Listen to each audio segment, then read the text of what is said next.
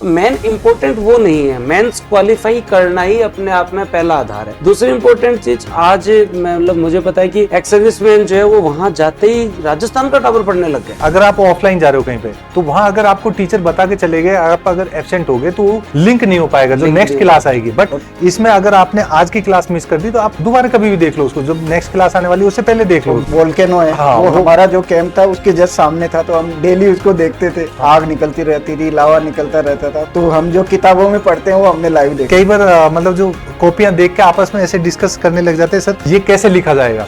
तो जब अगर कोई सिविल बच्चा है यानी कि जिसके अंदर पढ़ने की ललक है, या फिर जो वो भी खुद अच्छा है क्योंकि वो भी हमसे या तो आगे है या एक दो नंबर पीछे था, वो अगर पूछता है तो सर वो फिर एक एनर्जी का लेवल ना और बढ़ जाता था।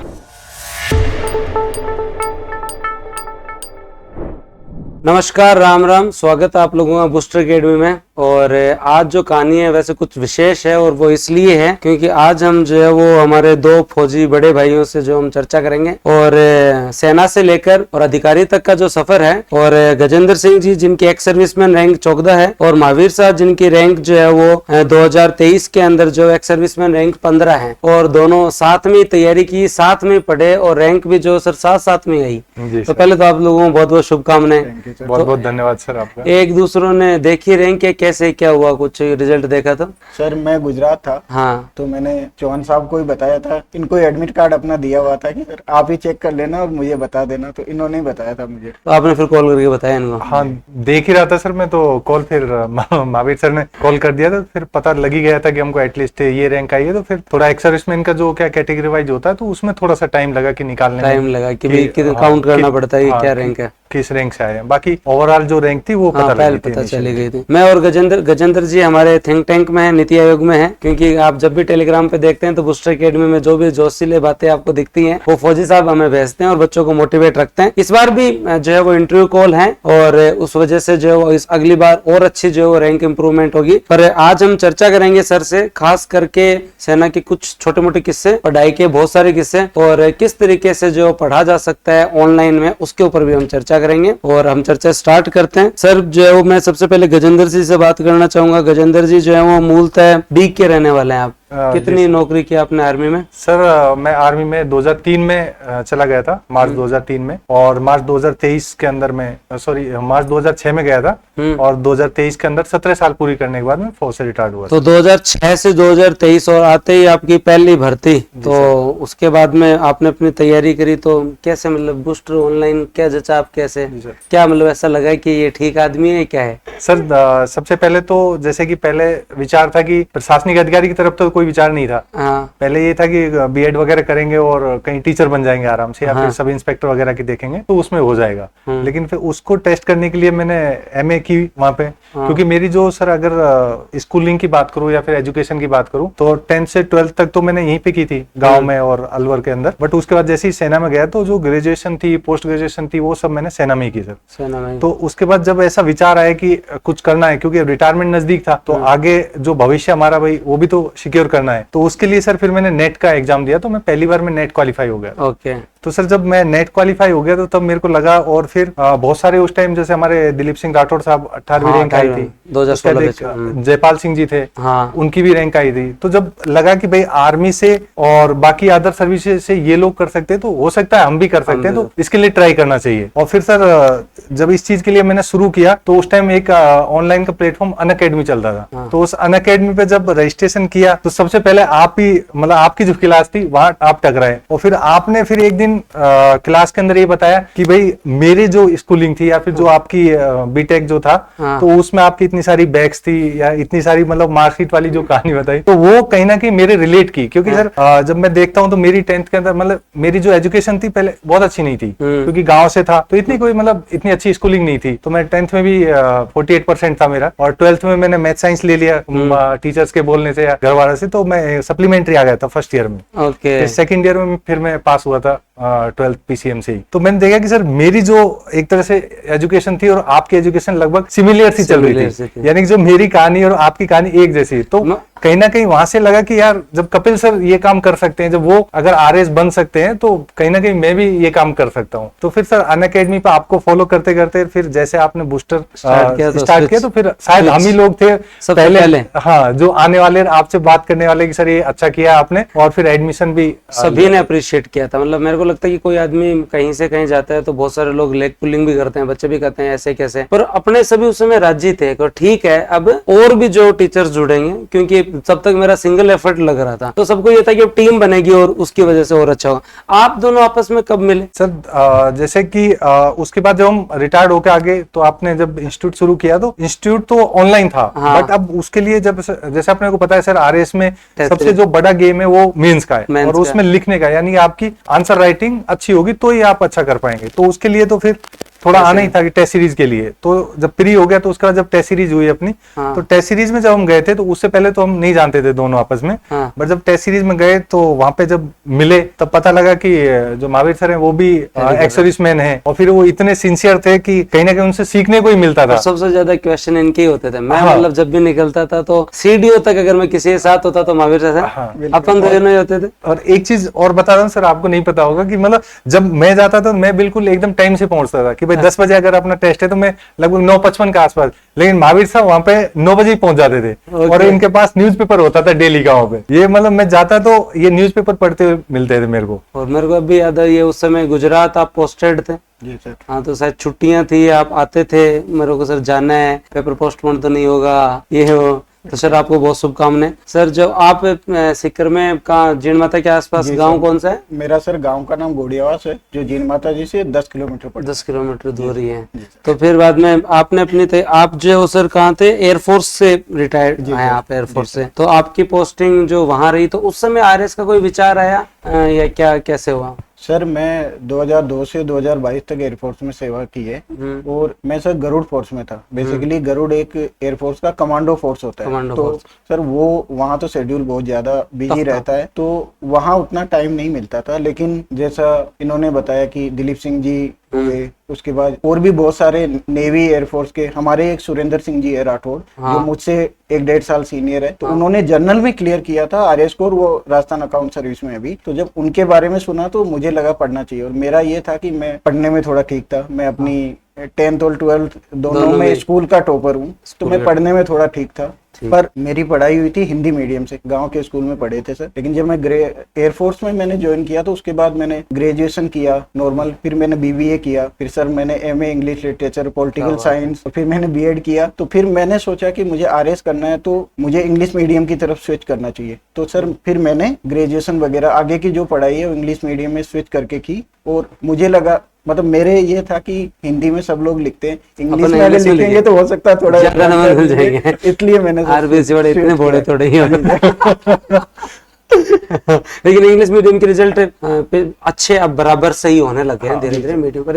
हिंदी के भी अभी भी टॉपर तो हिंदी मीडियम से ही आ रहे हैं, आरपीएससी तो अपने उस ट्रेंड पे स्थापित है। तो फिर बाद में आरएस की आपने तैयारी स्टार्ट की। तो सर एक चीज सर इसमें ना, जैसे हिंदी मीडियम और इंग्लिश मीडियम के अगर हम जब देखते हैं या कंपेयर करें इसमें, तो हिंदी मीडियम वाले के पास ना शब्द बहुत ज्यादा होते हैं लिखने में, लेकिन इंग्लिश वाले के पास शब्द बहुत कम है, लेकिन वो बहुत अट्रैक्टिव लिख जाते हैं उस शब्द को। यानी कि बोलते हैं ना सिनोनिम्स, एंटोनिम्स टाइप के या फिर वन वर्ड टाइप के होते हैं इनके पास। इंग्लिश में तो हर बात चौकी लगे ना। हाँ, तो उसमें जो चीजें लिखी हुई है ना बहुत अच्छी लगती है। और यही अपोजिट हो गया ना, अपोजिट अट्रैक्ट्स।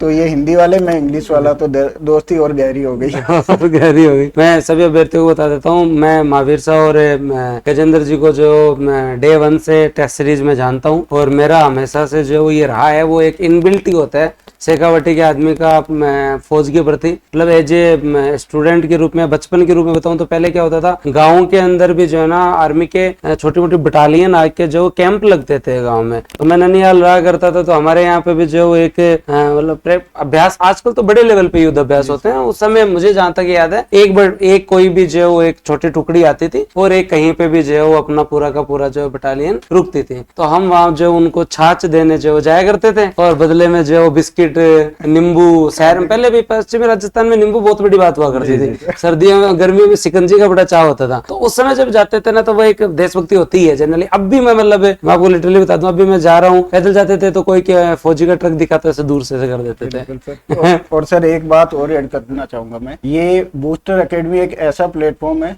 जो पहली बार किसी फौजी जो एक्स सर्विसमैन है उनका इंटरव्यू करने जा रहा है, वरना अभी तक कोई नहीं करता, वो टॉपर्स का ही करते हैं। जनरली फौजी क्या होगा कि वो नौकरी करके आता है, फिर एज भी हो जाती है तो उनका रैंक उनका अट्रैक्टिव नहीं होता, लेकिन ये पहली बार हो रहा है सर। इसके लिए मैं आपने मेंस की रैंक, तो मैं आप फिर एक चीज करूँ कि आपकी जो रैंक जो है वो जो लोग दे रहे हैं मेंस क्वालिफाई करके आप यहाँ तक पहुंचे है ना, बहुत लोग तो मेंस भी क्वालिफाई नहीं कर पाते, नंबर्स में कमी थोड़ी है। मैं और मेरे साथ बजरंग जी थे जाकिर साहब जो नेवी से ही थे, है ना, तो वो मतलब मैं उनसे ट्रेनिंग के टाइम पूरे किस्से मतलब पूछता था। भी वो गाजी अटैक वाली मूवी थी ना, मैंने तो मेरे टाइम में पहले बार पनडुब्बी देखी तो मैं पूछता था, वो पनडुब्बी में गए हुए थे, तो उनके नंबर और हमारे नंबरों में भी बहुत सारे लोग मतलब जो है वो नॉर्मल बच्चों को भी जो कम्पीट करके आगे जा रहे हैं। तो और राइटिंग स्किल के बारे में अगर आप देखें तो मैंने देखी है, आप दोनों लोगों की राइटिंग स्किल देखी है और मेरे को हमेशा लगता था कि जो बहुत शानदार राइटिंग स्किल, और इस बार आपके रिजल्ट देखेंगे तो धीरे धीरे और पता चलेगा। मेन इंपॉर्टेंट वो नहीं है, मेंस क्वालिफाई करना ही अपने आप में पहला आधार है। दूसरी इंपॉर्टेंट चीज आज मतलब मुझे पता है कि एक्स सर्विसमैन जो है वो वहां जाते ही राजस्थान का टावर पढ़ने लग गया, और कहीं स्टेट का हो नहीं हो इतना ज्यादा मुझे नहीं पता। राजस्थान से अपने यहाँ से कोई भी अगर फौजी जा रहा है ना तो वो तैयारी कर। एयरफोर्स में एक कहावत मशहूर है, हाँ, स्पेशली जो दूसरे स्टेट वाले और राजस्थान वाले के लिए बोलते हैं कि जो राजस्थानी टावर है फौजी, उसके तकिए के नीचे 2 गूंद के लड्डू और एक आरएस की बुक पक्का मिलेगी, पक्का मिलेगी ऐसा बोलते हैं सब लोग। अभी सर मतलब फौज में भी इतना ट्रेंड हो गया है कि मतलब उनको पता है कि भाई अब हम अगर यहाँ से जाएंगे तो आज हमारे पास ऑनलाइन में इतने प्लेटफॉर्म्स अवेलेबल हैं, हाँ। और जैसा बूस्टर है तो चलो आरएस के साथ साथ में और बाकी कोर्सेज भी अवेलेबल, और मतलब एक तरह से इतना क्वालिटी कंटेंट देना, और फिर हर चीज के साथ एक मेंटरशिप टाइप का हम दे देते हैं आपके साथ। मतलब कोई भी फौजी आदमी, मतलब मैं तो डे 1 से ही बोल रहा हूँ कि मतलब एक तरह से अपनत्व वाला भाव है हमारा, कि आपको जब भी कॉल किया आपने हमेशा रिप्लाई दिया उस चीज का, ये नहीं कि भाई नहीं ऐसा नहीं होगा वैसा नहीं होगा। कोई भी इंस्टीट्यूट के सर ही एक ऐसे ओनर होंगे जिनके नंबर सबके पास है, स्पेशली फौजियों के पास, सबके पास जनरली ऑलमोस्ट सबके पास। और ऐसा है भी नहीं, मेरे को क्या होता है कि मतलब हताई करने वाला मैं आदमी हूँ तो बात तो आप किसी काम से करते हो, लेकिन फिर मेरी गजेंद्र जी की तो फिर बाद में बातें चलने लग जाती है। और जैसे रिजल्ट आ रहा था तो मैं इनको पूछ रहा था कब तक आएगा, ये मेरे को पूछ रहे थे। मेरे को जो है वो सुरेश सर ने, श्याम सर ने पूछा तो मैं, इन्होंने जो बताया मैं उनको बता दिया आने वाला है। अभी सर इसमें ये था कि अब मेरे पास भी, अब मैं भी कोई मतलब इतना कोई लिंक है, पंडित हम कोई पंडित या फिर अपना कोई लिंक है नहीं। अब आपने पूछा, अब आपको कैसे मना कर दूं कि नहीं है, मेरे को नहीं पता। तो मैंने भी बोला कि हाँ भाई, क्योंकि टेलीग्राम पे बहुत चीजें मतलब ऐसी चल रही थी कि भाई इतना बजा, तो मैंने भी आपको आधा घंटा बढ़ा करके बता दिया कि सर इतना बजा आ जाएगा। बूस्टर के लिए सबसे अटैचमेंट लोगों का इसलिए कि जो डिफेंस वाले हैं वो ऑफलाइन तो नहीं कर सकते ऑब्वियसली, ऑनलाइन पे क्वालिटी कंटेंट और क्लासेस के साथ साथ जो है ना सारे टीचर मतलब ऐसे हैं कि वो एंगेज करते हैं, मतलब बोर्ड नहीं होने देते। ये पहली बार हुआ कि जो ऐसा प्लेटफॉर्म जो प्योरली ऑनलाइन है और डिफेंस वालों की रिक्वायरमेंट, मैंने तो ऐसा भी देखा है सर, कुछ लोग ऑनलाइन क्लासेज में बोलते हैं कि हम फलाने बॉर्डर पे बैठे हैं और आपकी क्लास देख रहे हैं। हाँ, इससे बड़ी बात क्या उस क्लास में होता था ना कई बार, जैसे मेरे एक स्टूडेंट है चरस सिंह जी हैं, अभी मेरे को लगता है इस बार जरूर सिलेक्शन होगा, अच्छी तैयारी कर रहे हैं, तो मैं उनसे मेरी बात होती थी, तो वो उस समय पाकिस्तान बॉर्डर पे थे, तो मैं जब भी उनको टाइम मिलता तो कॉल आता था, फिर मैं पूछने लग जाता था कि वो क्या क्या चल रहा है सर उधर। तो सर मेरे साथ जो है वो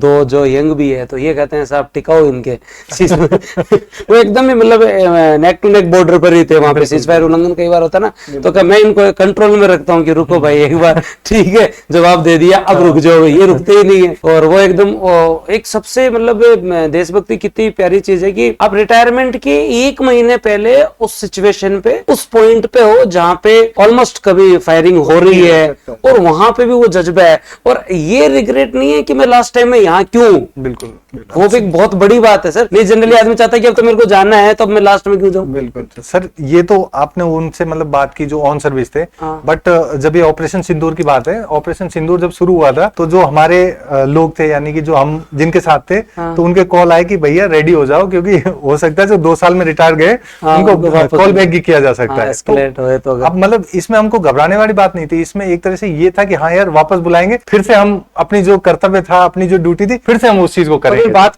पाकिस्तान से हो तो फिर बाद में तो जो वो सहवाग वाली सी फीलिंग आती है कि अब तो जाना ही है, बिल्कुल सर, मौका मिला ही है। हाँ।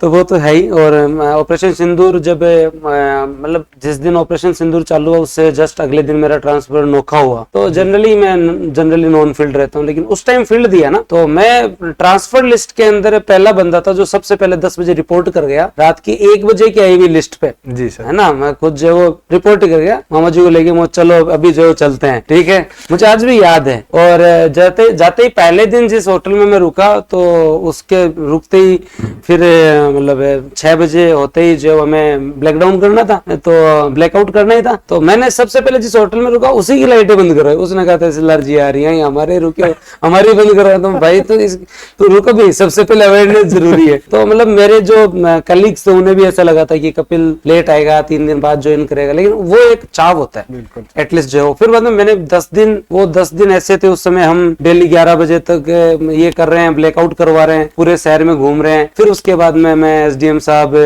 डिप्टी साहब, वीडियो साहब सब जाके जो है वो नौका साइड के ढाबे बहुत हैं जहाँ पे ट्रक वाले खाना खाते हैं, वहां जाते थे। और उस समय केर सांगरी की सब्जी खाई, फिर वापस आके चेक किया ब्लैकआउट हुआ है नहीं हुआ। फिर सारे दिन जैसलमेर से न्यूज आती थी। तो वो मतलब हमारे लिए भी वो मतलब देश के लिए एक ऐसी सिचुएशन थी जिसमें युद्ध कोई चाहता नहीं है, लेकिन उन्होंने ऐसी कंडीशन बनाई थी कि इस बार हम चाहते थे। बिल्कुल इस बार हम चाहते थे। अब इसमें ये हो गया था ना कि हम मतलब इतनी सारी त्रासदी झेल चुके थे, चाहे उरी वाला हमला हो या फिर बहुत सारे जो हमारे ऐसे अटैक हो चुके थे, तो कहीं ना कहीं एक तरह से जवाब देना बहुत जरूरी था उस चीज के लिए। तो अब उसके लिए सेना तो तैयार थी, सेना के साथ साथ में जो हमारा जो सेकंड लाइन डिफेंस यानी कि जो हमारे पब्लिक है या फिर जो आम जन है, उनको भी ऐसी इच्छा थी कि कहीं ना कहीं ये हो, एक बार तो टिकाऊ, हाँ, इनको मतलब थोड़ा रोका जाए कि भाई बहुत ऊपर चल रहे हैं। तो ने सही इलाज किया। और उसके साथ साथ अब हम आगे चर्चा करते हैं। जो भी बैठे हैं फौजी, जहां पर भी बैठे हैं, अगर ये वीडियो देख रहे हैं तो मेरा निवेदन है उनसे कि आप लोग अच्छे से तैयारी कीजिए। आप देश सेवा के साथ साथ अपनी तैयारी थोड़ी थोड़ी कंटिन्यू रखिए, क्योंकि राजस्थान के आदमी को आदत हो चुकी है कि सेवा में कर लूंगा और सेवा के साथ साथ पढ़ाई भी कर लूंगा,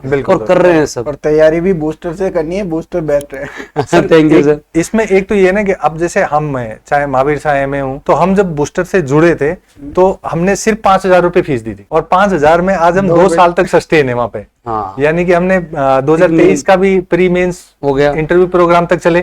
उसका 2024 का प्री मेंस दे लिया, और अब इंटरव्यू प्रोग्राम में वापस हो। तो यानी इससे बेहतर और क्या होगा। 5,000 रुपए के अंदर तो आज एक जोड़ी कपड़े नहीं आ रहे ढंग से। और तो वो है। और न्यूनतम फीस के आधार पे मूल्यांकन नहीं करना चाहिए। वो एक संस्था का मतलब है कि कौन संस्था कैसे सस्टेन कर पा रही है। ये सर मतलब एक तरह से मूल्यांकन नहीं, एक तरह से ये कि इतने अफोर्डेबल चीज है, यानी कि जो अब हम तो चलो आर्मी में थे कि और थोड़ी भी इससे ऊंची फीस होगी तो भी अफोर्ड कर दे, बट जो गांव के अंदर, जो डाणी के अंदर जो गरीब है, वंचित लोग हैं, जो बैठे हैं, जिनके पास नहीं है, उनके लिए तो सर एक तरह संजीवनी बूटी का काम कर रहे हैं। और रिजल्ट देखिए ना हमने यूआरओ में सर, अब क्योंकि आरएस का रिजल्ट आने से पहले यूआरओ का रिजल्ट था, तो बहुत सारे लोगों ने कहा ये क्या सारा बूस्टर रूम होएगा, इतना सिलेक्शन होया करेगा, यूआरओ में अच्छे रिजल्ट हो। जी सर। और मतलब मैंने सभी आए हुए थे उस दिन, में उनसे चर्चा कर रहा था, तो मैं उनको यही कह रहा था कि पहली बार हुआ है कि ईओ के अंदर गाँव वाले जाके अब जो शहरों पे नगर पालिका अधिकारी बनेंगे। बिल्कुल, कितना गजब है। और आज आरएस के रिजल्ट से ये तो हुआ कि ऑनलाइन से पढ़कर किया जा सकता है। बिल्कुल। अब मैं कुछ पढ़ाई के बारे में 2-3 चीजें आपसे पूछना चाहूंगा, और महावीर जी और थोड़े किस्से भी हम लोग जो करेंगे। महावीर साहब, आप जब आपने पढ़ाई स्टार्ट की मीडियम इंग्लिश है ना, और मैं मारवाड़ी ठीक है, हिंदी भी अपनी जगह, लेकिन मैं फिर बारवाड़ी में भी अपना एकदम बागड़ी हम तो शेखावटी टच मिल रही हो पूरा। तो मतलब कभी ऐसे लगा नहीं कि यार कोर इंग्लिश का आदमी ठीक है अपने लिए, तो ये कहाँ फंस गए? नहीं सर, जब जो पिछला आपका संस्थान था वहाँ मुझे याद है कि जब इनिशियली 2020 में मैंने आपकी क्लासेस देखना शुरू की थी, तो कुछ इनिशियली कुछ गिने चुने लोग ही आते थे। आप बताते जले सिंह पूनिया, वो मेरा इमीडिएट जूनियर है सर, वो भी मेरी अभी सचिवालय में लगे, सचिवालय में मेरा इमीडिएट जूनियर है, उससे डेली बात होती है। पहले स्टूडेंट थे जेठाराम जी फिर वो पूनम मैम थे, एक टीचर जो थे, तो एक विजेता चौहान सीरीज में आदमी सर। मैं एग्जाम इंग्लिश में लिखने जा रहा हूँ, लेकिन मैं राजस्थानी और सोचूंगा मैं राजस्थानी में ही। और जो आप बता रहे हैं वो जब मेरे दिमाग में फिट हो गया, तो उसके बाद मैं उसको किसी भी लैंग्वेज में एक्सप्रेस कर सकता हूँ। तो आपका जो सबसे बढ़िया बात हमें लगी वो ये थी कि आप चीजों को सिंप्लीफाई करके हमारी लैंग्वेज में हमें समझाते हैं, वो हमें सब एक बार समझ में आ गई तो आप किसी भी लैंग्वेज में एक्सप्रेस कर सकते हैं। ऐसे मतलब नाम लिखा हुआ था, ऐसे जाले सिंह पूनिया जी, पूनम जी, विजेता, जेठाराम फर्स्ट था, जेठाराम जो जाले सिंह जी साथ ही थे, महावीर सिंह शेखावत, आपका पूरा पूरा नाम लिखा हुआ था तो मैं मतलब मेरे को फौजियों के सारे नाम याद हो जाते थे, तुम कहो फौजी साहब बैठो कैसे। और फिर सर एक उसमें ये था ना, उसमें एक हैंड रेज वाला सिस्टम था, आप बीच में बताओ, क्वेश्चन पूछ सकते थे। वो मैं मिस कर रहा हूँ, इसमें भी करेंगे अपन कभी उसमें उसमें एक चीज सबसे ये खतरनाक रहती थी कि सर कब किसका नाम ले दे, बोला हैंड रेज करो, बताओ उधर बताओ उत्तर बताओ मेरे बाद में। फिर कई बताते थे, याद करके पूरे आर्टिकल सुना देते थे। हाँ, ये तो है, वो अच्छा ऑप्शन था वो। इसके अंदर भी हम देखेंगे, बूस्टर में भी अगर हो सके टीम से बात करेंगे। वैसे मैंने पूछा भी था और सर एक टेक्निकल बात, जो आप प्रीवियस जो एकेडमी थी जब आप लोग थे तभी तक वो चली थी, जैसे आप लोग वहां से निकले उसके बाद वो ऑलमोस्ट अभी तो बंद ही हो गई है। हाँ, तो और वो उसके बाद में क्वालिटी नहीं रही वहां पे, और फिर हमने सभी लोगों ने स्विच भी कर लिया था। और वो आज जो ये रिजल्ट है, मैं नो डाउट कहूंगा कि उन रोमन सैनी सर ने जो किया था एज एन अकेडमी, वो ऑनलाइन एजुकेशन में रेवोल्यूशन था। मतलब अन अकेडमी एक बिजनेस में स्टार्टअप बनना, वहां तक जाना, बहुत अच्छा काम किया था। और मैंने वहां पे काफी मेहनत की, और उन बेरोजगारी के दिनों में मेरे लिए उस संस्था ने जो एक संबल दिया, और मेरे को एक इतना अच्छा परिवार मिला उस संस्था में। जब मैं स्टार्ट किया था तो 20-22 हजार का यूट्यूब चैनल था, जिसे हम लोगों ने 2.5 तक पहुंचाया था वहाँ पे। वही सर आपके लिए लोगों का प्यार था कि जब आपने ये शुरू किया तो भर भर के लोग आपके साथ आ गए कि चलो अब हम उधर जाएंगे। एक वहां से क्या सर, एक आइडिया भी मिल गया कि भाई आगे अगर हमको इंडिपेंडेंटली या कुछ और करना है तो क्या इम्प्रूवमेंट्स करने, हाँ क्या इम्प्रूवमेंट्स करने और कैसे करना है करके, क्योंकि वहां तो एक चीजें क्या लिमिटेड हो गई थी आपके पास कि भाई आप एज ए टीचर वहां पे सिर्फ अपनी वो रख सकते थे। बट अब यहाँ पे इस बूस्टर में एक तरह से एज ए सीईओ या फिर एक एमडी के तौर पे आप मतलब चीजों को मैनेज कर सकते हैं। जो डिलीवरी ऑफ सर्विसेज है उसको बेहतर कैसे किया जाए। तो अभी कंटेंट में, टेस्ट में बहुत सारी चीजें इंप्रूव भी हुई। और गजेंद्र जी और महावीर जी तो उस समय से हैं जब मैं मतलब हमारे अंदर ये हुआ करता था कि जैसे मैं एक सब्जेक्ट पढ़ा देता था तो फिर मैं कहता था भाई अगला सब्जेक्ट कौन सा पढ़ना है, तो एक पूरा होता था, फिर हम अगले सब्जेक्ट की तरफ चलते थे, फिर एक पूरा हो गया, फिर हम अगले सब्जेक्ट। तो ऐसे कर करके उस समय तो जो भी जैसे रैंक 39 है, शंकर जी आए थे तो शंकर जी कह रहे थे सर मैं पब्लिक एड भी पढ़ा, एथिक्स भी पढ़ा, लॉ भी पढ़ा। प्री जैसे ही हुआ, प्री के जस्ट 1 महीने के अंदर ही जो है वो लॉ, बिहेवियर, योगा, तो उस समय खूब अपन लोगों ने पढ़ा था। फिर बाद में क्या टीम बहुत अच्छी साउंड। बूस्टर में जब आप आए तो सबसे अच्छा बच्चों को ये मजा आया कि हिंदी की अलग अच्छी फैकल्टी मिल रही है, बिल्कुल। इंग्लिश में भामू जी बहुत अच्छा कवर करवा रहे हैं, हिंदी के तो मतलब सभी स्टूडेंट के मामा जी बन गए हैं। लामा जी, और लामा जी ने अच्छी मेहनत की। फिर उसके बाद में हमें शुक्ला जी ने बहुत अच्छी मेहनत की पब्लिक एड एथिक्स के अंदर। उसके अलावा सुरेश सर ने ज्योग्राफी बहुत अच्छा संभाला, और सुरेश सर जो 2.0 के वर्जन में आए उन्होंने तो बहुत अच्छे तरीके से, जो अब संस्था के अंदर इतने लोग अच्छे हो जाते हैं तो फिर रिजल्ट धीरे धीरे, और इस रिजल्ट ने प्रूव करके दिखाया कि ऑनलाइन से किया जा सकता है, प्योरली ऑनलाइन किया, प्योरली ऑनलाइन के सिलेक्शन इस बार आ रहे हैं, इससे पहले कभी नहीं है। 2021 में तो मतलब ऑनलाइन का सिलेक्शन नहीं थे, बस लास्ट में फाइनल टच था उनका 2021 में, तो वो भी बिना मोटी फीस दिए हुए।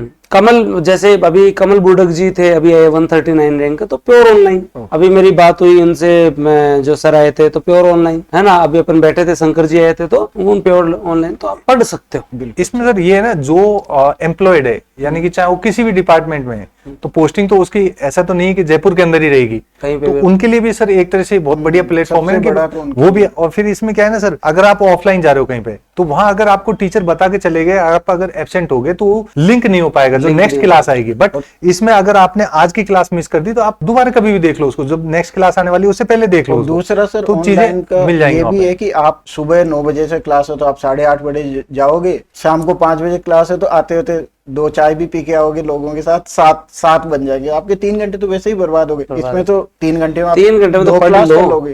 3 घंटे मतलब होता है 4.5 घंटे की क्लास ले लेना 1.5x में। हाँ, ये मतलब रिवीजन के टाइम में जैसे आपकी क्लास होती थी तो उनको सर मैं कभी 1 उस पे देखते नहीं था, जो नॉर्मल उसकी हमेशा 2x पे ही देखी है, इसलिए मैं कभी भी ऑनलाइन मतलब जो लाइव क्लास नहीं लेता था, क्योंकि मेरे को पता लाइव क्लास लूंगा तो 2 घंटे लगेंगे उसमें, लेकिन 2x करके देखूंगा तो 1 घंटे में, यानी कि 2 घंटे में 2 क्लास आपकी हो जाएंगी। जो जॉब में है उनके लिए तो बहुत अच्छी अपॉर्चुनिटी है, प्लेटफॉर्म है। और हाँ, वो लोग सेलेक्ट हुए हैं अभी तो ऑनलाइन एजुकेशन की वजह से ही हो रहे हैं सर। और उसके बाद बच्चे खुद की मेहनत है कि वो कितनी मेहनत करते हैं, लेकिन ऑनलाइन से एक ये हो रहा है कि अब संसाधनों का है ना कोई बहाना नहीं बना सकता कि मतलब मेरे पास ये नहीं है, नहीं मैं भी RS बन जाता।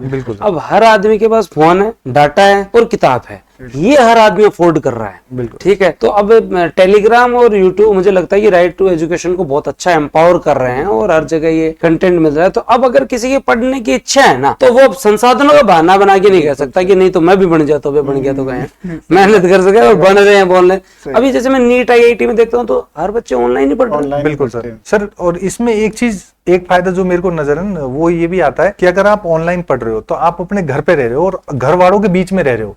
अब यहाँ पे क्या होता है, अगर ऑफलाइन आते हैं छोटे बच्चे, जैसे आपने नीट और उसकी बात की, अब वो वहां पे आ जाते हैं, उनके ऊपर इतना प्रेशर क्रिएट हो जाता है और उससे ऐसे सुसाइडल केसेस या फिर ऐसे अनएथिकल केसेस हो रहे हैं, वो बहुत बड़ा है। अगर ऑनलाइन से क्या, बच्चा अगर घर में रह रहा है, अगर उसको कहीं भी डिप्रेशन होता है, प्रेशर आता है, तो अपने परिवार के साथ रहकर उस चीज को दूर कर सकता है। तो ये इस केसेस में भी एक तरह से रिड्यूस जो होंगे या फिर जो डिक्रीज होंगे वो भी मैं आपको इसका एक एग्जांपल देता हूँ। मैं ग्राम सेवक जब था तो मेरे साथ सुनीता जी वहाँ पे ग्राम सेवक थे, उनके बच्चे ने 10th किया था उस समय। तो उन्होंने मुझसे पूछा कि कपिल जी क्या करवाना चाहिए, इसको बाहर भेजने का मन नहीं है पर तैयारी IIT की करवानी है। तो उस समय मैंने कहा कि भाई कोटा अगर आप नहीं जाना चाहते हैं कोटा सीकर, तो आप मेरी एक बात मानो, आप एक रूम बहुत भाई पैसे वहां पे भी लगने थे उनके 5-7 लाख। मैं कहा आप एक बच्चे के लिए एक अच्छा सा रूम तैयार करवा, एक ऐसी लगा दो आप, ठीक है आप अफोर्ड कर सकते थे, वो कर सकते थे कोटा जाना अफोर्ड, लेकिन फिर भी वो नहीं भेजना चाह रहे थे। मैं आप एक ऐसी लगा दो, बढ़िया इसको एक जो टेबलेट दिला दो और 2 मेरे कहने पे इसको कोर्स दिला। मैंने ये कहा था, 1-2 जो भी उस समय जो ट्रेंडिंग में चल रहे थे IIT के। उसके बाद में मैं वो बात कह के मेरा RS में सिलेक्शन हो गया, मैं नौकरी करने लग गया, मेरा कोई मतलब जो उनसे वापस चर्चा ही नहीं हुई मेरे पास। उसके बाद में उस बच्चे का मैसेज आता है, मैंने उसको फिर बच्चे को ये बताया था कि आप जो है ना यूट्यूब पे भी बहुत अच्छी अच्छी चीजें वो पढ़ लेना, और जो सबसे पॉपुलर फिजिक्स के टीचर हैं, चाहे आपके प्लेटफॉर्म के हो या नहीं हो, आप सबसे पढ़ो और आप जो कवर कर लेना। बच्चे का मैसेज आया 2 साल बाद में कि जो सर मेरा IIT में सिलेक्शन हो गया, इसके लिए थैंक यू। मैं यार मेरे पास तो RS के ही आते हैं IIT के ठीक है। फिर मैंने कंफर्मेशन किया तो उसने जो फिर मेरी बात हुई, अभी वो IIT में उनकी UPSC करने की इच्छा है, ठीक है ना। तो मेरी वापस बात हुई तो उसने कहा कि सर जो उस समय आपने बताया था और मेरे लिए ऑनलाइन बहुत रहा, मैं घर बैठा रहा और सिलेक्शन भी हो गया। आपकी क्लास में तो कई यहाँ का लोग भी है जगह के कि मैं फुहारा बदलता हुआ आपकी क्लास में पानी लगा रहे हैं सर। कई जो है वो क्लास के अंदर बोलते रहते हैं सर पानी लगा। एक तरह से जो बोलते हैं ना फोक वाली, जो मतलब एक तरह से ग्रामीण वाली जो वो होती है, घोषित कर दे, लोक कला होती है उस टाइप का, मतलब एक तरह से फील आने लगता है कि भाई वो। अब जैसे हम अंडमान निकोबार में थे तो वहां जब ये क्लास है, क्योंकि अब वहां तो सभी थे हम, तो वहां तो बिल्कुल प्रॉपर हिंदी बोलना या प्रॉपर इंग्लिश होती थी उनके पास जो। बट जब हम क्लास देखते थे तो वहां पे जब अपनी लोकल भाषा या तो मतलब बड़ा एक तरह से और अच्छा लगता था कि यार चलो इस क्लास को तो और लेते हैं। केरला टावर भी थोड़ी बहुत भाषा सीख जैसी सुन के क्लास में ये भी है। और उसके साथ साथ जब आपने, अब मैं कुछ और चीजें पूछूंगा सर आपके, वैसे पढ़ाई के बारे में हम बातें करते रहेंगे, थोड़ा लंबा चलेगा पर कोई बात नहीं, लेकिन मेरे को थोड़ी बहुत हमेशा रहती है। आपने जैसे मेरी चर्चा हुई तो बच्चों को भी आप बताना कि आपकी पोस्टिंग कांगो में भी रही, और सबसे अच्छी बात है कि मिले ये यहाँ पे, लेकिन दोनों ही जो है वो एक बार जो है वो कांगो जो गए, तो अपन जनरली पढ़ते हैं UNO पढ़ते हैं, तो UN पीस कीपिंग में आप गए, तो क्या होता है UN पीस कीपिंग में, क्या हर जगह से जाते हैं लोग? हाँ सर, इसमें क्या है, जैसे UN जो पीस कीपिंग से, जहाँ पे जैसे गृह युद्ध जैसी स्थिति हो जाती है, फिर किसी भी कंट्री की जो स्थिति ठीक नहीं रहती है, तो वहाँ पे जो UN होता है वो अपना फोर्स भेजता है, और वो क्या है उनको स्टेबिलिटी देते हैं वहाँ पे जाकर के, उनकी मतलब सहायता करते हैं चाहे किसी भी कंडीशन की। तो ऐसे ही अपनी जो आर्मी है, इसका जो UN पीस कीपिंग है एक कांगो के अंदर भी चल रहा है। ओके। तो जब कांगो के अंदर UN पीस कीपिंग है वहाँ पे, तो अपनी इन्फेंट्री की बटालियंस भी जाती है, एयरफोर्स भी जाती है वहाँ पे, तो वो उनको जो वहाँ के लोग हैं, हम क्या फाइटिंग ट्रूप्स नहीं, 2 टाइप के इसमें UN पीस के पर्स में 2 टाइप होते हैं, एक फाइटिंग ट्रूप्स होते हैं और एक उनके सपोर्टिंग ट्रूप्स होते हैं। तो हम क्या सिर्फ सपोर्टिंग में है वहाँ पे, अगर ऐसा भी नहीं है कि हमारे ऊपर अगर अटैक होगा तो हम सिर्फ हथियार लेके खड़ा रहेंगे, तो रिप्लाई भी देंगे उसका, बट मेन हमारा काम वहाँ की जो जनता है उनका सपोर्ट करना है। जैसे वहाँ पे मेडिकल कैंप्स लगाना, उनको जैसे खाद्य जो अपनी राशन सामग्री वो पहुंचा के आना। हाँ, जो वहाँ पे अब जैसे कांगो में रवांडा जो है कंट्री है, तो उसका इन्फ्लुएंस रहता है वहाँ। M23 ग्रुप है, वो बहुत एक्टिव ग्रुप है, तो उनसे उनको बचाना एक तरह से करके, तो उसमें थे हम। तो अब मैं जैसे सिग्नल्स का था, तो मेरा काम वहाँ पे कम्युनिकेशन का ही था, बाकी जो इन्फेंट्री यूनिट्स गए उनको कम्युनिकेट करने का काम था। तो हमारा जो हेडक्वार्टर था गोमा के अंदर, मोनेस्क्यू बोलते थे सर उसको, तो उस मोनेस्क्यू के अंदर मैं एज ए कम्युनिकेशन डिटैचमेंट के रूप में वहाँ पे पोस्टेड था। तो वहाँ का कोई किस्सा जो आपको ऐसे लगता हो कि बहुत मतलब ऐसे कभी कोई ऐसा कोई किस्सा वहाँ का मजेदार, या मतलब ऐसा कि वहाँ बहुत ज्यादा पॉवर्टी थी, उनके लोगों की हेल्प वाला कुछ ऐसा? तो वहाँ पे सर एक तो क्या है, जैसे अपन यहाँ पे जो अपने पास साइकिल और बाइक होती है, तो वहां पे वो इनकी कमी है क्योंकि गरीब लोग हैं वो, तो वहां पे एक लकड़ी का वो बनाते हैं, उसको चिकड़ू बोलते हैं वो लोग। ओके। तो उसमें क्या दो टायर होते हैं और एक बड़ा सा जैसे अपने फट्टा है, फट्टे में लगा देते हैं और वो एक पैर ऐसे फोल्ड कर लेते हैं उसके ऊपर और एक पैर से दौड़ाते हैं उसको। तो हाँ, तो कभी भी आप इंटरनेट पे एक बार देखना, सर्च करके चिकड़ू करके, तो बड़ा मतलब आपको लगेगा कि चल कैसे रहा है, कैसे चल रहा है। तो मतलब उनका वो एक मतलब ट्राइब्स के रूप में मतलब काफी है वो है। हाँ, ट्राइब्स के हैं। और फिर एक चीज मैंने देखी सर, वहां के जो लोग हैं ना, वो लोग सिर्फ मतलब आगे की नहीं सोचते, मतलब एक तरह बोलते हैं जैसे अपने यहाँ पे मस्त मौला लोग हैं, वो आज के दिन काम करते हैं, जितना पैसा है वो आज के दिन ही उसको खत्म कर देंगे। यानी कि वहां पे बियर बार, कोई सेविंग का कोई कंसेप्ट नहीं है वहां पे। मतलब जो अपने बियर बार हो गए या फिर डांस फ्लोर्स हो गए, वो हर मतलब घर के आगे 10-5 घर के वो है, वहां पे ही खुले हुए हैं। तो और फिक्स है उनका कि अगर टाइमिंग 5 बजे के बाद वो काम नहीं करेंगे, 5 बजे अपना पेमेंट लेंगे और शाम को आपको वहां पे मिलेंगे जब तक खत्म नहीं हो जाएगा, फिर अगले दिन फिर काम करेंगे वो। सर आपका एक्सपीरियंस, आप कैसे गए थे कांगो? सर मैं एयरपोर्ट की तरफ से गया था, तो हमारा एक किंडू नाम की जगह है, वहाँ पे एक एयरपोर्ट था, तो एयरपोर्ट का ऑपरेशन का काम था हमारा। हम लगभग 120 लोग थे। तो वहाँ पे जैसे जो गरीबी है, वहाँ गृह युद्ध टाइप स्थिति है, तो उन लोगों के लिए खाद्य सामग्री, फूड मटेरियल प्लस उनके जो असिस्टेंट के लिए चीजें चाहिए थी, वो यूएन के एयरक्राफ्ट से वहाँ आती थी। हम उनको रिसीव करते थे, अनलोड करते थे और लोड करते थे। तो सर जैसा ये चौहान साहब ने बताया कि वहाँ के लोग बिल्कुल मस्त मौला होते हैं। और सबसे अच्छी बात कि हमारे जो कैंप में है ना, एक बंदा कुक के तौर पे काम करता था। तो वहाँ क्या कल्चरल प्रोग्राम चलते रहते। हमारे बगल में बोलीविया का कॉन्टिजेंट था, तो वो लोग आते थे, हम उनके जाते थे, वो इधर आते थे। तो एक दिन हमने हमारे इधर पार्टी का ऑर्गेनाइज किया, तो ऐसे सब लोग डांस कर रहे थे। तो जो बंदा था ना, जो कोंगोली था, उसको बोला कि यार आप भी डांस कर लो। तो उसने इतना, मतलब वो कुक था पर क्या जबरदस्त डांस किया। हम लोग ऐसे हमारा मुंह खुला रह गया कि यार ये लोग ऐसे, मतलब उनमें डांस की बोन क्वालिटी होती है। आप सीख के भी उतना अच्छा डांस नहीं कर सकते, इतना शानदार डांस करते वो लोग। और वो मतलब मस्त रहते हैं। प्रेजेंट में जीते हैं, उनको कोई मतलब नहीं। जी सर, मैं 1 साल रहा। हाँ, लगभग 1 साल। और एक चीज है सर, उनके अंदर मतलब ना सीखने का वो बहुत था, बोलते हैं ललक बहुत ज्यादा थी। तो जैसे जो हमारे पास वो काम करते थे, वो तो क्या परमानेंट रहते थे, हम तो सिर्फ डेपुटेशन पे जाते हैं वहाँ पे कि भाई 6 महीने के लिए होता है, 1 साल के लिए। तो उसमें तो वो इतनी अच्छी हिंदी सीख गए थे हमसे वहाँ पे, तो वो हमसे हिंदी में ही बात करते थे। गालियां और हेल्पिंग वर्क सारे सिखा। तो जो जहाँ पे मेरा ऑफिस था, जहाँ पे डिटैचमेंट जो कम्युनिकेशन, उसके बगल में एचआर का ऑफिस था, उसमें वो लोग काम करते थे।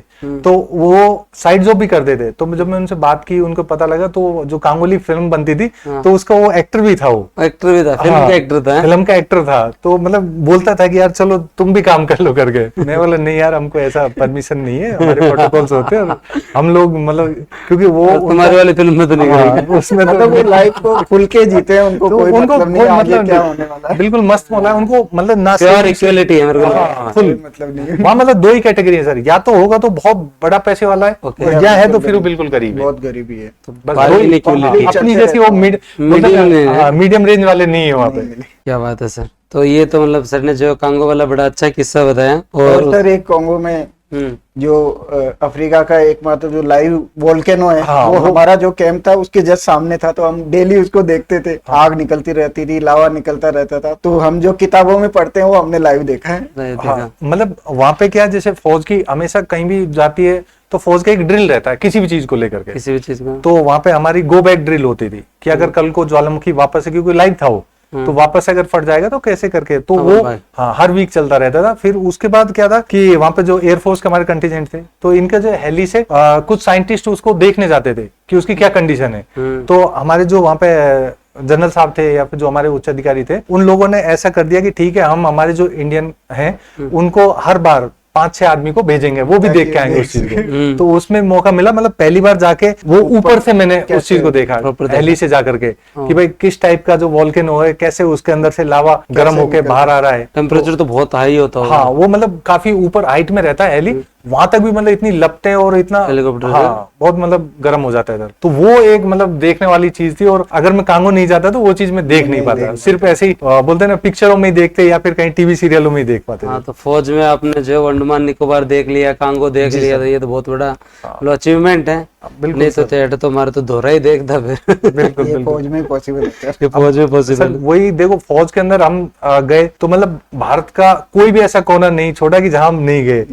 जम्मू कश्मीर, आसाम, अंडमान निकोबार, कांगो, मतलब जितनी भी जो हमारे मतलब देखने वाली चीजें वो लगभग सब जगह हमको घुमा दिया है फौज ने सर। और अब एक सर मैं एक बहुत अच्छा क्वेश्चन आपसे ये पूछना चाह रहा हूँ कि आजकल के जो नए बच्चे हैं वो मतलब जो है वो एक्स सर्विसमैन से भी कम पढ़ रहे हैं। आपने भी ये जयपुर में जब आप रिटायर हुए आपने आके देखा तो यहाँ जब हम लाइब्रेरीज में देखते हैं सर, मुझे लगता है कि एक्स सर्विसमैन बहुत ज्यादा अच्छा पढ़ रहे हैं और आने वाले टाइम में एक्स सर्विसमैन जनरल से फाइट कर रहे हैं बहुत सारे लोग। और जो नए स्टूडेंट है जिनको काम ही पढ़ाई का है और वो हमारी जो जनरेशन है आरएस केवल एक मतलब दिखावा बनाकर मतलब रख दिया है, बस आरएस की तैयारी करना एक स्टेटस हो गया है और उस स्टेटस को मेंटेन करते हुए हमारी सोसाइटी अभी घूम रही है पिछले 3-4 साल में। और उसमें बच्चों का वापस जो है वो कोई फैक्ट चेक नहीं है कि कितना पढ़ा क्या है, मेंस की तैयारी कर रहे हो नहीं कर रहे हो। ये मतलब जो स्टूडेंट में ये इनको आप कुछ संदेश देना चाहोगे कि भाई अच्छे से पढ़ो, जरूरी है, ये टाइम वापस नहीं आएगा? सर इसके लिए मैं यही चीज बोलूंगा कि जैसे मैंने बताया पहले ही कि मेरी स्कूलिंग ठीक नहीं थी, तो स्कूलिंग ठीक नहीं थी तो कहीं ना कहीं मेरी कमजोरी थी वहाँ, क्योंकि मैंने उस पढ़ाई को इतना सीरियस लिया नहीं था। और यही कारण रहा कि आज मेरे को यहाँ तक पहुंचने के लिए इतना लंबा समय लग गया कि भाई लगभग एक जिंदगी का एक पड़ाव खत्म हो चुका है। तो अगर आज आप नहीं पढ़ते हो और जैसा आप सर क्लासों में बोलते हैं कि भाई आप अपने आप के साथ तो धोखा कर ही रहे हो और दूसरा अपने मदर फादर के साथ भी यानी माता पिता उनके साथ भी धोखा कर रहे हो, सिर्फ उनको बता रहे हो कि मैं पढ़ रहा हूँ। यानी कि जब तक आपके अंदर अंतर मन से यानी कि जो आपकी चेतना से चीजें नहीं आएंगी कि यार मेरे को पढ़ना है या फिर जो मेरे को कंपटीशन है उसमें जाना है, तब तक आप नहीं पढ़ पाओगे। तो मैं यहाँ पे देखता हूँ सर जयपुर में भी कि बच्चे थड़ियों के ऊपर घूम रहे हैं या फिर सिर्फ वो स्टेटस, जब हम स्टेटस को छोड़कर वास्तव में पढ़ाई करेंगे तभी जाकर हम ये चीजें अचीव कर पाएंगे। तो जो नए बच्चे हैं तो अब उनको थोड़ा समझना पड़ेगा। और ऐसा नहीं सर अभी हम जैसे शंकर जी से थे, शंकर जी है हाँ, या फिर और जैसे अब ईआरओ में आपके अमीलाल जी और चिरंजी लाल जी हैं, तो मतलब ऐसे भी नए बच्चे जिनको पता है 22-23 साल की उम्र में भी करना है। हाँ, और अभी हम तो चलो ठीक है, हमको तो परिवार को सरवाइव करवाना है या फिर हमको पूरी मैच्योरिटी है, जिम्मेदारी है, समाज के अंदर प्रतिष्ठा चाहिए, पद चाहिए, सभी को चाहिए, तो उसके लिए भी हमको। बट अगर नए लड़के 22 साल 23 साल के अंदर आरएस बनते तो वो एक सचिव पद तक जा सकते हैं, उनको ये भी समझना चाहिए। तो मतलब ये चीजें उनको आगे मतलब रखनी चाहिए कि सिर्फ ये नहीं कि जयपुर में आगे घूम लिए या फिर बोलते हैं स्टेटस लगा दिया कि आज ये हो गया वो हो गया, उससे इतर हटके, यानी कि स्टेटस तो आपके बाद में लगते रहेंगे, जिस दिन लोग लगाएंगे फिर लोग लगाएंगे भाई आप चलो इस पे आप क्यों इसको मैं करूं, एक बार अगर जी लगा के पढ़ लिया ना तो सिलेक्शन के बाद में आपके सारे शौक, घूमना फिरना सब कर लेना भले, लेकिन इम्पोर्टेंट अभी ये टाइम है ना बहुत इम्पोर्टेंट है। देखो आपको लगता हो कि इधर बैठ के कोई भी ज्ञान दे देता है, ज्ञान की बात नहीं है। जिस भी आदमी ने सिलेक्शन लिया ना उसने त्याग तो किया है। दूसरा सर जो हम एनसीईआरटी आरबीएसई की बातें करते हैं, ये हमें अब 8th क्लास में जो चीजें दी गई है वो वापिस पढ़नी पड़ रही है। अगर बच्चा शुरू से ही वो चीजें अच्छे से बेसिस क्लियर होगा तो उसका एग्जाम पास करना कितना इजी हो कंटिन्यूटी है ना कॉलेज में। जैसे कोई सेकंड ईयर में स्टूडेंट तो उसे तो यार मतलब अगर हिंदी मीडियम का तो समाज संधि अभी तो पढ़ी है 12वीं तक, तो 12वीं तक तो हिंदी इंग्लिश रहता ही है, सब्जेक्ट है। स्कूलिंग और कॉलेज अगर अच्छे से किताबें पढ़ी है तो वो आपको बहुत हेल्प करती है। तो ये है, तो इसलिए मेरा तो यही निवेदन है कि एटलीस्ट जो है वो आप लोग बहुत अच्छे से कवर करो और एक सीख ले कि हमें टाइम से पढ़ लेने का मजा ये लगा है, क्योंकि हमें इसी दौर में थोड़ी रहना है कि पढ़ते रहें। एक आदमी सिलेक्शन हो फिर अपना सामाजिक जीवन जिए, पारिवारिक जीवन जिए, सारे काम करना है, केवल यही थोड़ी करना है। उसके साथ साथ में एक क्वेश्चन जो मेरा जनरली रहता है कि आप फौज में बूस्टर को थोड़ा थोड़ा जानने लग गए राजस्थान वाले? बिल्कुल सर, फौज के अंदर तो मतलब आरएस में तो स्पेशल क्योंकि ऑनलाइन जो एक प्लेटफॉर्म है आरएस के लिए तो सबसे बेस्ट प्लेटफॉर्म है हमारे लिए, एक फौजी के लिए, क्योंकि उसको पता है कि आराम से एक्सेस हो जाएगा, आराम से अवेलेबल हो जाएगा और एक तो अफोर्डेबल भी है। सर मैं अपने मतलब 10-15 जूनियर्स है जो बूस्टर के बारे में पूछ के मुझसे पूछने के बाद एडमिशन लिया। एक तो है जिनसे मैंने आपसे रिक्वेस्ट करके 2000 रुपए का डिस्काउंट भी दिलवाया था। तो मतलब फौजियों के बीच, डिफेंस वालों के बीच जो सबसे पॉपुलर प्लेटफॉर्म है बूस्टर है, क्योंकि एक्सेसिबल है। फीस का तो चलो उतना बड़ा इशू नहीं है, लेकिन आपको क्वालिटी कंटेंट बड़ी अफोर्डेबल रेट में, आप जहां दुर्गम इलाके में भी हो जहां नेटवर्क आता है आप तैयारी कर सकते हो और आते ही पहली वैकेंसी में सिलेक्शन लो और फिर आराम से एंजॉय करो। और एक अच्छी चीज मेरे को जो लगती है कि अपने यहाँ लाइव फ्रॉम मतलब ऑफलाइन है ही नहीं तो क्लासरूम तो होना ही नहीं, लाइव फ्रॉम स्टूडियो होता है ना, तो उसमें पूरा फोकस उस कमेंट सेक्शन पे होता है। कि मतलब प्योर लाइव इंस्टीट्यूट का मजा तब है कि है ही ऑनलाइन, मतलब हमारे लिए इम्पोर्टेंट ही उस स्टूडेंट का मैसेज है उसका कमेंट है, तो और कोई बैठा ही नहीं है ना, या तो टीचर है या फिर कैमरा है या कमेंट सेक्शन है। तो प्योर लाइफ के अंदर ना डिस्टर्बेंस बहुत कम होता है। सर वही है कि अगर आपका ऑफलाइन भी होता तो आपका ध्यान दो जगह रहता, हो सकता है डाइवर्ट हो जाता, लेकिन अब आपका सारा कंसंट्रेशन ऑनलाइन पे, तो आप क्वालिटी और अच्छी और इम्प्रूव हमने की, और इस बार तो हमने रिजल्ट बता ही रहा है, रिजल्ट बता ही रहा है, और धीरे धीरे हम और भी इम्प्रूव कर रहे हैं। और ऑनलाइन के अंदर अगर आप पढ़ना चाहें तो भी आप बढ़िया तरीके से कवर कर सकते हैं। अब मैं आपसे जो है वो कुछ क्वेश्चंस और कर लेता हूँ। अगर हम लोग बात करें तो ये जो तैयारी के दौरान संतुष्टि तो आती है, चाहे वो एक्स सर्विसमैन को ये रहता है यार क्या करना है, कर लिया, पेंशन तो आ ही रही है, वैसे चलो सबके ठीक है, लेकिन कभी ऐसे लगा नहीं कि रहने देते हैं, ठीक है नौकरी कर लेंगे, कोई सी कर लेंगे, आराम से घर पे बैठते हैं, परिवार के साथ टाइम, क्योंकि जनरली बिताया ही नहीं होता है परिवार के साथ टाइम। तो फौजी का सबसे बड़ा त्याग ही है कि वो परिवार ही त्याग किया जाता है शुरू में। छुट्टियां कितनी मिलती है, 2 महीने आते हो आप साल के अंदर, फिर चले जाते हो। उन छुट्टियों के अंदर सबसे बड़ी समस्या ये है कि छुट्टी एंजॉय करने से ज्यादा फौजी की ये रहती है खत्म होने वाली है। बिल्कुल बिल्कुल है ना, वो एक अलग प्रकार की फीलिंग है। आने से पहले वो मतलब उल्टे दिन गिनते हैं, 14 दिन बचे उनको। कोई पूछ रहा ना तो ऐसे ही, मतलब मैंने देखा हुआ है, मेरे मामा जी परिवार में है, तो मतलब तो उन समय जब पूछते हैं तो वो ये नहीं बताते हैं कि 21 तारीख तक है, वो बताते हैं 13 दिन बचे हैं, 12 दिन बचे हैं, 10 दिन बचे हैं। तो ऐसा नहीं लगा कभी कभी एक बार थोड़ा रिलैक्स करते हैं बाद में देखें? सर जब तैयारी शुरू करते हैं तो आप कंटिन्यू पढ़ रहे हो तो एक सेचुरेशन आता है कि इसके बाद आपको फील होता है कि नहीं यार बहुत हो गया। और जब हम इतनी सर्विस ऑलरेडी करके आए हैं तो ऑब्वियसली एज के साथ थोड़ा कैपेसिटी कम होता है,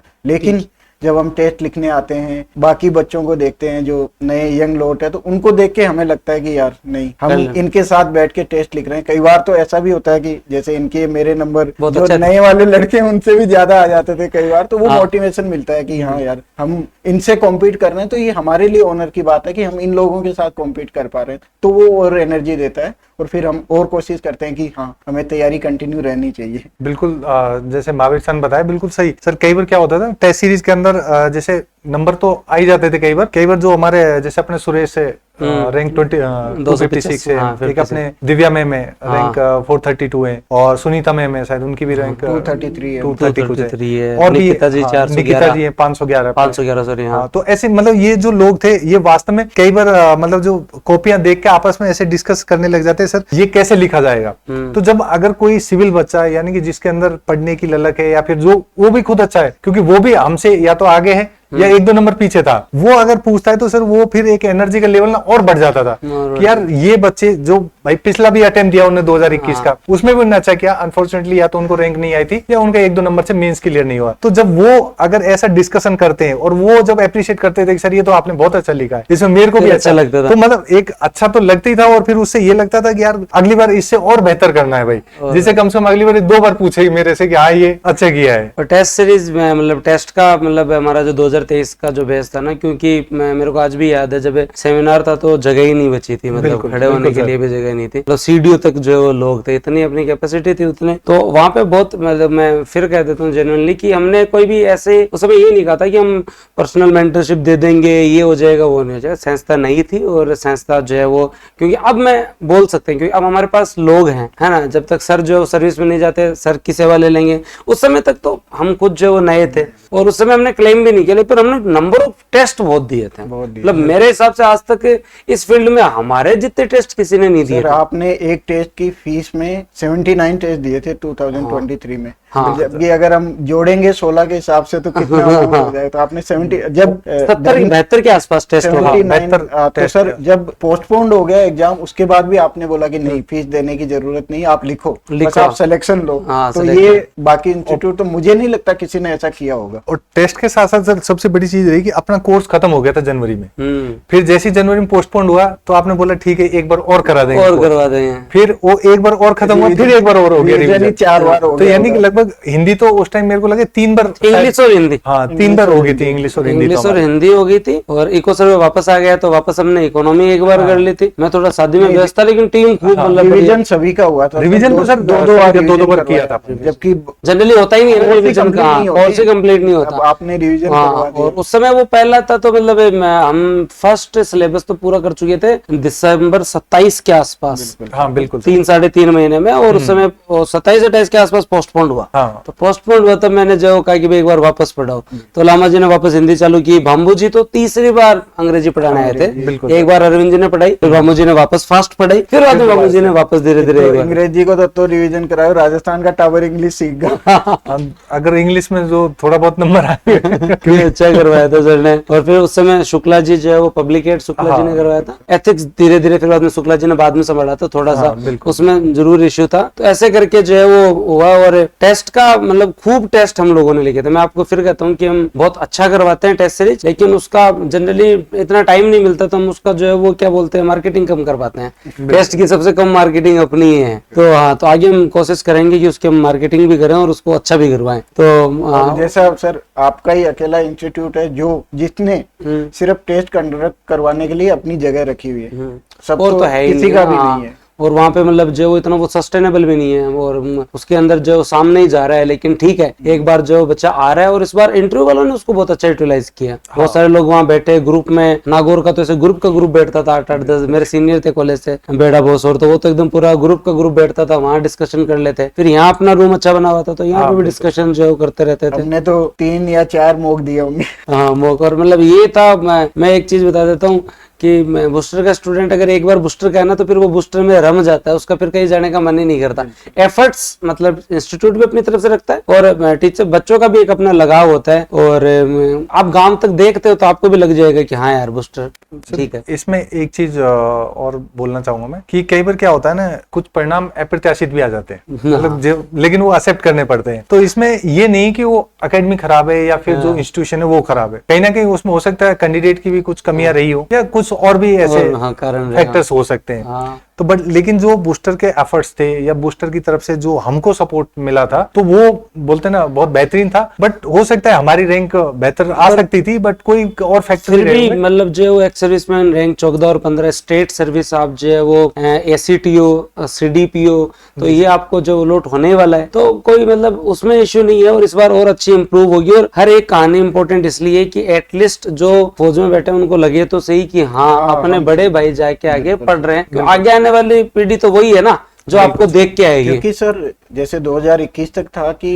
एक्स सर्विसमैन की वो 5% और 12.5% सीट अलग से फुल में से निकाली, हॉरिजॉन्टल और कैटेगराइजेशन हुआ तब से कंपटीशन थोड़ा बहुत ज्यादा बढ़ गया सर। तो वहाँ आपको अच्छा जोर लगाना पड़ेगा। हाँ। तो आपको जोर लगाना तो आपको थोड़ा जल्दी शुरू करना पड़ेगा, अच्छी जगह शुरू करना पड़ेगा। जब हम प्री और मेंस की तैयारी करते हैं तो जनरली बच्चे जो ना प्री पे बहुत ज्यादा फोकस करते हैं, और एक मतलब केवल और केवल जो वैकेंसी के आने का इंतजार में बैठे रहते हैं, जो कि एक बहुत खराब अप्रोच है। मतलब वैकेंसी तो आएगी, बिना भर्तियों के चल ही नहीं सकता ना, प्रशासन भर्तियां तो आएंगी। तो एक मतलब टाइम से चालू कर देने का एडवांटेज होता है। जैसे आप लोगों ने टाइम से स्टार्ट कर दिया था, है ना, तो आप उस समय से 2023 की भर्ती है, पढ़ाई 2021 से चालू कर दी, तो आज उसकी रिजल्ट आपके सामने, एक आपने सिलेक्शन लिया, दूसरा इंटरव्यू कॉल आपके सामने, और अगली वैकेंसी भी है, तो आपको अब मतलब जोड़ नहीं आ रहा। हाँ बिल्कुल सर, कर सकते हो तैयारी। और यही है सर कि जनरली अगर कोई प्री पे ज्यादा फोकस कर रहा है तो फिर वो क्या होगा, मेंस को लूज आउट कर देगा। लेकिन अगर कोई मेंस पे फोकस कर रहा है तो उसका प्री 100% हो जाएगा। तो जो भी तैयारी कर रहे हैं मेरे हिसाब से इनिशियली उनको मेंस पे फोकस करना चाहिए, और उसके बाद क्या लास्ट के 1 महीने में प्री का आपकी मैराथन क्लासेज होती है, वो देख लो, बेड़ा पार हो जाएगा, उससे कॉन्फिडेंस आ जाता है। सर इसमें वही चीज है जैसे सर ने बता ही दिया कि भाई जो एक्चुअली जो हमारा एक तरह से अगर हम इसकी तैयारी को देखें या फिर जो आगे इसके रिजल्ट को देखें, तो रिजल्ट आपके कन्वर्ट होते हैं सिर्फ मेंस और इंटरव्यू से। प्री तो एक क्वालिफाइंग नेचर है, बट ये भी इंपॉर्टेंट है कि उसको हम छोड़ नहीं सकते। क्यों? जब तक आपका प्री क्वालिफाई नहीं होगा तो आप कुछ नहीं कर सकते। और प्री अगर आप प्री की तैयारी कर रहे हो और बूस्टर पे नहीं हो तो फिर आप चूक रहे हो, क्योंकि प्री के अंदर तो मतलब जो है वो सभी लोग लास्ट में आते आते जो है वो यही आ जाते हैं की भर्ती। और अभी जो बैच में स्टूडेंट पढ़ रहे हैं ना, हमने हर टेस्ट का जो है वो आंसर राइटिंग, आपने भी सेशन लिए थे, और विकास सर जो रैंक 23 है वो आपको जो आंसर राइटिंग करवा रहे हैं। आने वाले टाइम में जो हमारे और टॉपर्स हैं वो आपको आंसर राइटिंग कराएंगे, क्योंकि अब संस्था के हाथ बढ़ गए, मजबूत हो गई ना संस्था। अब तक तो जो है वो केवल हम 5-4 लोग लगे हुए थे, अब जब आप लोग सिलेक्टेड लोग जब आएंगे तो अब मतलब उसके लिए अब सोचना नहीं पड़ रहा है कि आंसर राइटिंग की प्रैक्टिस कौन करवाए, क्योंकि इतने लोग सिलेक्टेड हैं। तो जब इतने लोग हैं तो जरूर जो उस चीज का फायदा बच्चे को ही मिलेगा, बिल्कुल, क्योंकि उसके लिए अच्छी चीज है ना कि संस्था से रिजल्ट आ रहे हैं तो उसको जो है वो उसका फायदा मिलेगा। अभी भी हम आंसर राइटिंग जो वो करवा रहे हैं, और जो भी नए लोग तैयारी कर रहे हैं उनको हम यही कह रहे हैं कि आप अपनी तैयारी एक जगह जहां पे भी आपको डिसीजन लेना, हम ये नहीं कह रहे कि हमारे यहाँ पढ़ो, जहां पे भी आपका विवेक हो आप पढ़ना स्टार्ट करो। एटलीस्ट जिस भी संस्था में आप पढ़ रहे हो अपनी आंसर राइटिंग पे और आरएस के एक मोड में रहो। ऐसा नहीं है क्योंकि मेंस के साथ कुछ भी नहीं चल सकता, मैं कह रहा हूँ मेंस के साथ तो जो है वो बान बनोरे और शादी नहीं चल सकती, मतलब जो है वो दूसरे एग्जाम तो क्या चले। आप मेंस के जो 4-5 महीने होते हैं वो इतने क्रूशियल होते हैं कि आदमी घर नहीं जाता, बिल्कुल है ना, तो वो तो एकदम मिशन मोड पे पढ़ता है ना स्टूडेंट, तो वो उस समय का स्ट्रेस कम रखना है तो अभी से उनको पढ़ लो। इस बार जो हम रैंक बूस्टर बैच ला रहे हैं जो मेंस के लिए, उनमें हम 2024 का सिलेबस तो डे 1 पे ही पूरा रिकॉर्डेड दे रहे हैं कि भाई आपको स्पीड से भागना है तो आप भी भाग लो, और लाइव हम पूरा का पूरा वापस करवा रहे हैं। तो ये पहले अपने पास ये ऑप्शन नहीं था क्योंकि था नहीं अपने पास, हमने पहली बार पढ़ाया। अब 2024 में जो पढ़ाया वो पूरा रिकॉर्डेड है, तो वो डे 1 में आपके लिए एडवांटेज है। कई बच्चों को ये होता है ना कि मतलब मेरा भी जैसे एज स्टूडेंट में सोचूं तो मेरे को पहले दिन ही लाइव भी पढ़ना है लेकिन कुछ मिल जाए तो मैं उसको कवर कर लूं, कुछ सब्जेक्ट हो, तो हम वो भी जो है इस बार प्रोवाइड करवाएंगे। और आपका बहुत बहुत आभार, आपने जो है वो बहुत सारी बातें बताई और सारी जो वो चीजें आपने बताई, और अब आने वाले टाइम में आप धीरे धीरे और बच्चों को मार्गदर्शन देते रहे। और इस बार जो आपकी ये जो रैंक है वह 14 और 15, ये रैंक जो अगली बार जो है वो आपकी 1 और 2 में जाए, और आप मुझे लगता है कि आपको कोटे की आवश्यकता ही नहीं पड़े और आप जो है वो डायरेक्ट जो जनरल के अंदर जो फाइट करें, अनरिजर्व में फाइट करें, तो मेरे को और अच्छा लगे। और बहुत अच्छा लगता है जब आप जैसे बड़े भाई आते हैं और हमें जो मजबूत करते हैं और मोटिवेट करते हैं। तो सर बहुत बहुत धन्यवाद। आप जो भी स्टूडेंट को कहना चाहें जरूर आप जो है वो जरूर 1-1 मिनट दोनों भाई जरूर बताएं। सर यही कहना चाहूंगा मैं कि जब एक बार बोलते हैं ना कि जिसने ठान लिया जीत उसी की होती है, तो तैयारी चाहे हम किसी भी करें तो एक बार आपको बिल्कुल निश्चित होना है। और चीजें जैसे फौज के अंदर होता है सर, अगर हम युद्ध लड़ने जा रहे हैं तो उससे पहले अपने पूरे हथियार की पूरी चेकिंग होती है कि आपके हथियार बिल्कुल सही है। ऐसा तो नहीं है कि युद्ध में हम हथियार लेके जा रहे हैं और वो चले ही नहीं वहां पे, तो उसके लिए पहले से ही ट्रेनिंग की जाती है, पहले से ही आपकी ऐसी ड्रिल कराई जाती है कि आपका सब कुछ एक स्ट्रीमलाइन हो जाए, सब कुछ एक लाइन के अंदर आ जाए। तो आप अगर आरएस की तैयारी करने जा रहे हो तो सबसे पहले आपको टेस्ट लिखने से पहले, यानी कि आप आरपीएससी में जा रहे हो उससे पहले अपने आप को बिल्कुल रेडी कर लेना है, चेक कर लेना है अपने आंसर राइटिंग से, या फिर जो भी चीजें हैं उनको बिल्कुल दुरुस्त करना, रिवीजन करना, बिल्कुल दुरुस्त कर लेना, तभी आप वहां जाओगे, तभी जाकर के आप उस युद्ध को जीत पाओगे। नहीं तो फिर मामला यही होगा कि आप युद्ध में तो जा रहे हो लेकिन हथियार नहीं चल रहे हैं। आप जो हम बोलते हैं शांति काल चल रहा है अभी, तो उस टाइम में आपने जो तैयारी की है ना वो आपको एडवांटेज देगी। आपने तब टेस्ट लिख लिए जब कोई भी नहीं लिख रहा, जब आपने सिलेबस कंप्लीट किया तब कोई भी नहीं कर रहा, और आप कंटिन्यू हो तो ऑब्वियसली जो नहीं लिख रहे, जिन्होंने सिलेबस कंप्लीट नहीं किया